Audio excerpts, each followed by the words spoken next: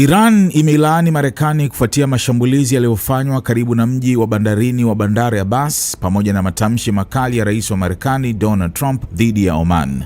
Akizungumza wakati wa kikao cha baraza la mawaziri katika ikulu ya White House Jumatano, Trump alitoa onyo kali kwa Oman akisema taifa hilo linapaswa kujiheshimu na kutii kama mataifa mengine ya eneo hilo.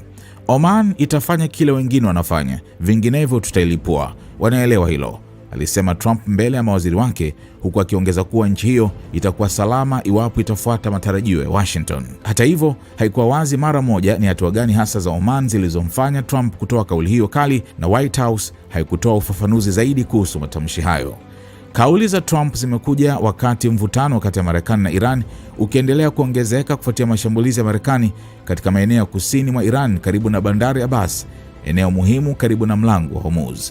Wizara ya mambo ya nje ya Iran kupitia msemaji wake Ismail Baghai ililaani kile ilichokiita ukiukwaji wa Marekani pamoja na lugha ya vitisho inayotumiwa dhidi ya Iran na mataifa mengine ya eneo hilo. Iran pia ilionyesha mshikamano wake na Oman baada ya matamshi ya Trump, huku Baghai akisema Tehran itachukua hatua zote muhimu kulinda mamlaka na usalama wa taifa lake. Iran itachukua hatua zote zinazohitajika kulinda mamlaka yake kitaifa, alisema Baghai, huku akilaani matamshi ya vitisho kutoka kwa maafisa wa Marekani dhidi ya Iran na baadhi ya nchi za eneo hilo.